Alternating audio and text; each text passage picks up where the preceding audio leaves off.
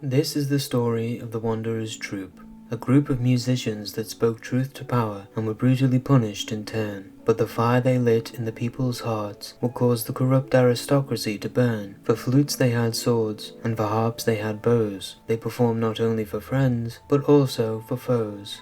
It all started with the Sojourner, a lyrist from Fontaine, who had a life of great privilege, but grew tired of watching the same sky above, and dreamed of travelling the world to find his true destiny. He was so beloved by the ladies of the court of Fontaine that they wailed with grief at the news of his departure. His weapon was the stringless, which also doubled as the lyre he deftly played. In his journeys, he would meet the comrades that would make up this troupe. At first, it was just a chance meeting with the conductor, but for the invisible strings of fate they met. Then came the girl who used a flute as a sword, and then that fellow Kreutzlied. One by one, the Sojourner met them all. The conductor we know the least about. He carried the Widsith, a notebook that contained many musical scores and travel journals of the troupe's members on their journeys across the lands. The charismatic swordswoman was a valiant sword-wielding dancer, said to be as mesmerizing as light on water. Her weapon was the flute, creating notes with each swing.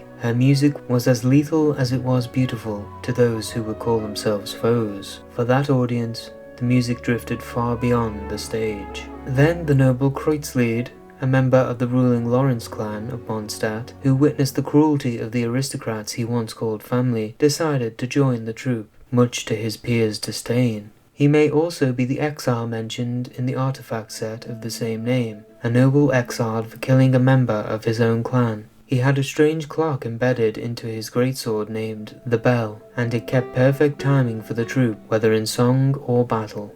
The group would go on to perform all over Teyvat, even travelling through the desert and setting foot in the blazing Mara Javari. They owned not a single shred of sheet music, for what they saw was what they sang, and what they heard was what they played. Over time, they gradually realized the vastness of the world. There are so many things in the world for us to sing of. Along with the boundless tunes we walk. Wherever there is music, there is us. These days of a wandering life with his comrades in the troupe were the happiest of the Sojourner's life. In the foreign land of Mondstadt, near a clear lake of sweet waters, he met a frowning maiden that had been chosen as a sacrifice for the Ludi Harpastum festival that year. She said, "A traveller from afar. Not like it matters. You're a musician. Well then, pray, do not insult me with empty praises or song. Just remember me as I am, as one about to be offered up as sacrifice for the festival." She gave him a flower to remember her by, and he pinned it close to his chest. He wished to remind himself to love no one and become attached to nothing, yet he would remember that maiden as he had promised, and walk into the fire for her sake. In the joyous tavern, the lyrist introduced the maiden he had met by chance to his comrades. Amidst the singing and dancing, the drunken Sojourner strummed the strings and sang in a loud voice. With them by his side, he would never have to travel alone again. Perhaps it would be all right to walk with them till journey's end. But even music was banned by the aristocracy of the time, and the troupe's truth-telling songs caused them to gain a following that the ruling nobles saw as a potential threat to their rule. The maiden was taken by the aristocracy and locked away until the time of the festival, as we see in the Sojourner's artifact text. Hope was ripped to shreds by ruthless might, and promises of a reunion disappeared like fleeting shadows. The Sojourner had once again lost a place to call home. The condescending evil stole his love's joy, and the endless conflict ground down his irreverent soul. Those gentle, playful rhythms of revelry now turned to sharp, icy clangs. For his comrades, for his best friend, for the tables around which none again would share wine, for freedom, for life, and for revenge against the evil that had taken her smile. Thus resolved, the Sojourner plucked his last string and fired his final arrow. As he grew accustomed to life in this foreign land, he gazed up at the azure sky.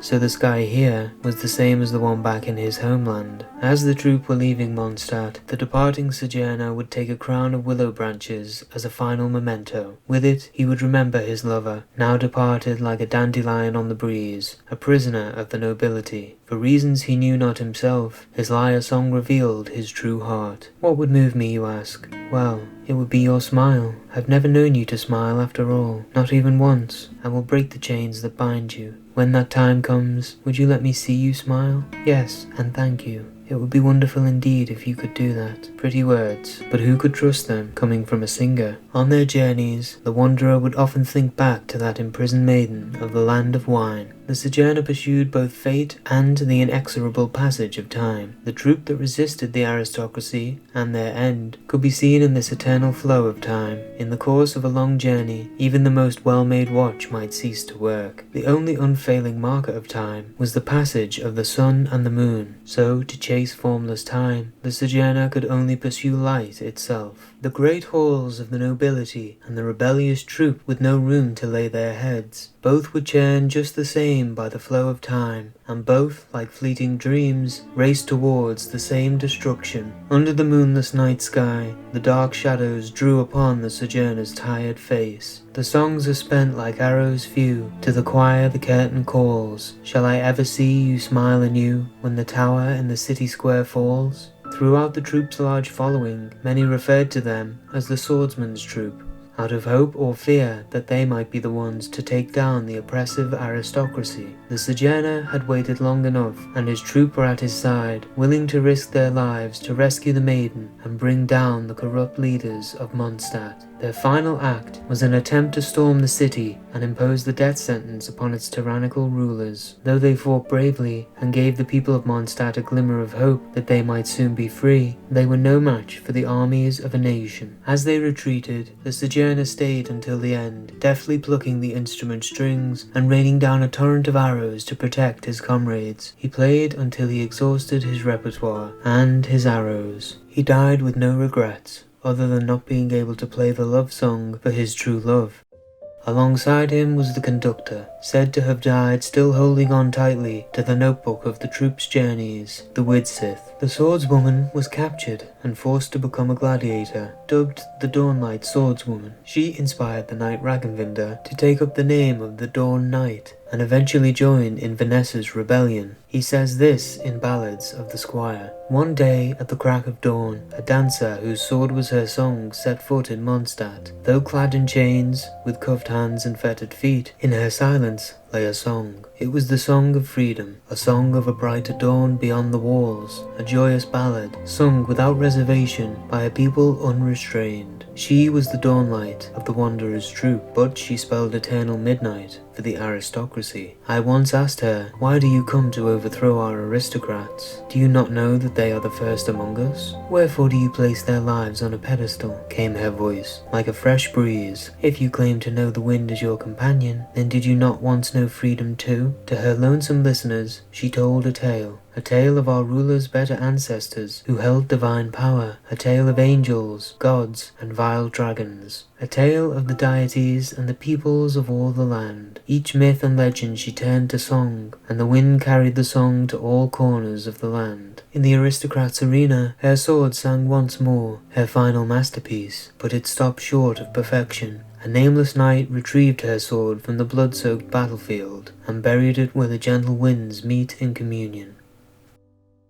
As for Kreutzlied, he was seen as a traitor and outcast, but was spared his life due to his noble origins. The aristocrats that had once trembled in fear at the sound of his sword, as though it signalled the toll of the bell of judgment, had covered it in acid and ruined the clock embedded within it. This did not dissuade him though, and for lack of overt military strength, he created a secret society to try and take down the aristocracy from within, his organization helping Vanessa's rebellion in later years and being inherited by the wolf pup Rostam many centuries later. The Wanderer's troop eventually faded from memory after their disbandment, but their spirit of resistance and freedom carries on in the hearts of the people of Mondstadt to this very day. And that's the video. I hope you enjoyed learning some of the more obscure lore behind the artifact and weapon sets. We recently hit 1,000 subscribers, which is kind of mind-blowing to me, so thank you all so much. If you haven't subscribed, now is a really good time to do so. Seriously though, it does mean a lot to me, and I've got a few ideas for videos I hope you'll enjoy coming up. So if you enjoyed this, consider letting me know by liking or subscribing, and if you have any thoughts on this or any other lore, let me know in the comments below. Good luck on your wishes, and I hope you have a great day.